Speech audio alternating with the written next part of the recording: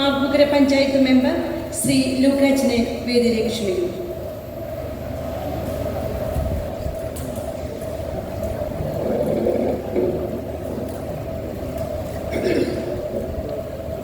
ബഹുമാനപ്പെട്ട ജനസഭയുടെ പ്രസിഡന്റ് സമിതോപൻ, ഈ സമ്മേളനം ഉദ്ഘാടനം ചെയ്ത ഏറ്റവും ബഹുമാനപ്പെട്ട DC മനസ്സിലാച്ചർ, നമ്മുടെ എല്ലാ പ്രിയകരും, ഇന്നത്തെ ആദരണീയനുമായ ബഹുമാനപ്പെട്ട ശേഖരച്ചൻ, ഏതെങ്കിലും സദസ്സിലുള്ള നേതാക്കന്മാരെ, സഹോദരി സഹോദരന്മാർ, നമുക്കറിയാം മുല്ലശ്ശേരി അച്ഛൻ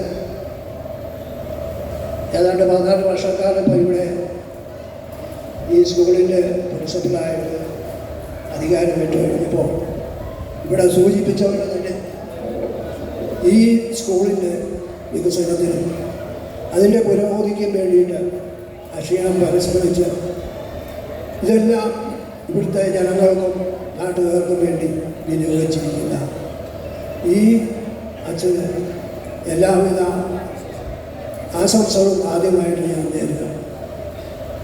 അച്ഛനെ സംബന്ധിച്ചോളം എനിക്കൊരു അടുത്ത് അറിയാൻ പറ്റുന്ന ഒരു 3-4 വർഷത്തിൽ ഇത്രയുണ്ട്. കാരണം ഈ വടക്കൻ കുട്ടനാട് പൗരസമിതി എന്ന് പറഞ്ഞൊരു കുഞ്ഞു കളമ്പരയുടെ നേതൃത്വത്തിലുള്ള ഒരു സംഘടന ഇവിടെയുണ്ട്.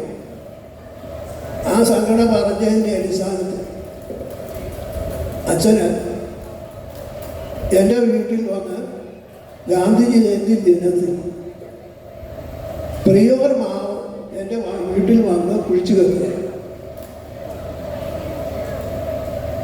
അത്രയും എളിമയുള്ള അച്ഛനെ സംബന്ധിച്ചോളം മറ്റൊരു വീട്ടിൽ എന്നെ അന്ന് അച്ഛനും എനിക്ക് വരികയില്ല, അച്ഛനും ഞങ്ങൾക്ക് 2 പേർക്കും പരസ്പരം വലിയ പരിചയമൊന്നുമില്ല. എന്നിരുന്നാൽ തന്നെ അവർ പറഞ്ഞത് എൻ്റെ വീട്ടിൽ വന്നൊരു പ്രിയവർ മാവെന്ന് പറഞ്ഞ മാവ് കുഴിച്ചു വെച്ച് അവിടെ ഇരുന്ന് വർത്തമാനം എന്ന് പറഞ്ഞ് കാപ്പിയൊക്കെ കുടിച്ച് പിരിഞ്ഞ ആ അനുഭവം വളരെ ഒരു മാനസികമായിട്ട് എനിക്ക് വളരെ അദ്ദേഹത്തോടൊരു അടുപ്പം തോന്നിയ ഒരു കാലഘട്ടം.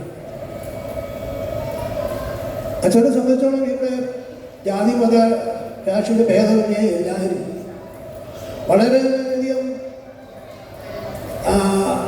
ഏത് വിധത്തിൽ സഹായിക്കാമോ ആ വിധത്തിലില്ല വളരെ സഹായിച്ചുകൊണ്ടിരിക്കുക.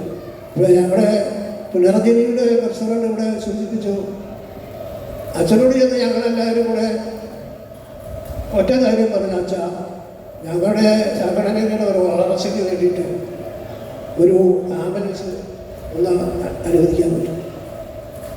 ഉടനെ അച്ഛൻ ചോദിച്ചു, അതിന് എത്ര രൂപയാണ്? ഏതാണ്ട് 8 ലക്ഷത്തിന് രൂപ അതിന് വേണ്ടിയിട്ട് അച്ഛൻ എടുക്കാൻ തയ്യാറായി. ഏതാണ്ട് ഒരു 3 മാസം കൊണ്ട് ആംബുലൻസ് ഇവിടെ വരികയും അത് ഞങ്ങൾ ഡ്രൈവറെ വെച്ച് പഠിപ്പിക്കുകയില്ല, മുന്നോട്ട് പോയി. പക്ഷേ അത് ആംബുലൻസ് മുന്നോട്ട് കൊണ്ടുപോകാൻ ഞങ്ങൾക്ക് സാധിച്ചില്ല എന്നുള്ളൊരു സത്യമാണ്. അപ്പം ഏതായാലും ഇങ്ങനെയുള്ള കാര്യങ്ങൾക്കെല്ലാം പാവപ്പെട്ടവരെന്നോ വലിയവരെന്നോ ഒന്നും ചിന്തിക്കാതെ എല്ലാവർക്കും മാതൃകയായ രീതിയിൽ സഹായിച്ചുകൊണ്ടിരിക്കുക.